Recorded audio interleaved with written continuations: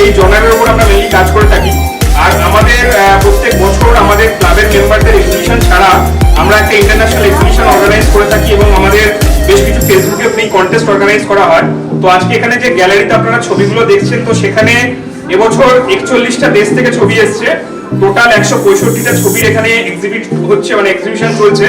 তো এবছর এই 41টা দেশের ছবি ছাড়াও এই আমাদের ক্লাবের মেম্বারদের ছবি এবং যে ফেসবুকের যে ফ্রি কন্টেস্টটা বললাম তার উইনারদের ছবিও এখানে এক্সিবিট হচ্ছে।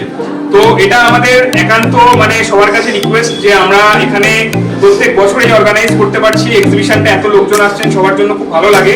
তো আপনাদের সবার ভালোবাসা, সবার শুভেচ্ছা করবেন যাতে আমরা ভালো করে চলতে পারি। আর আমি আমাদের সঙ্গে যে প্রধান অতিথিরা রয়েছে তাদের একটু পরিচয় করিয়ে দিই। সব থেকে সিনিয়র রয়েছেন মিস্টার শান্তিরাম মন্ডল। শান্তি স্যারের ফটোগ্রাফি কেরিয়ার আজকে 50 বছরের উপরে, মানে উনি 50 বছর শুধু ফটোগ্রাফি করেছেন, আমার 50 বছর বয়সও নয়। এনিওয়ে, তো এর থেকে বড় কিছু হতে পারে না। তো শান্তি স্যারের জন্য একটা সবাইকে বলবো একটা সম্মান জানানোর জন্য শান্তি স্যারের পাশে রয়েছেন সুদীপ রায় চৌধুরী আমাদের ইন্ডিয়ান ফটোগ্রাফির একজন সিনিয়র ফটোগ্রাফার। উনিও প্রচুর দিন ধরে ফটোগ্রাফি করছেন, স্ট্রিট ফটোগ্রাফির উপর ওনার দারুণ কাজ আছে। আমার পাশে রয়েছেন ম্যাডাম শর্মালী দাস। উনিও আমাদের এই ফেডারেশন অফ ইন্ডিয়ান ফটোগ্রাফির একটি উচ্চ পজিশনে রয়েছেন এবং উনিও আমাদের এই ফেডারেশন অফ ইন্ডিয়ান ফটোগ্রাফি নারীদের এই সমস্ত ফিমেল ফটোগ্রাফার, তাদের ডেভেলপমেন্ট, তাদের গাইডেন্স, এই সমস্ত বিষয়ে কন্টিনিউয়াসলি হেল্প করছেন। আর সুব্রতদাকে তো সবাই চেনেন, আমার নতুন করে পরিচয় দেওয়ার কিছু নেই।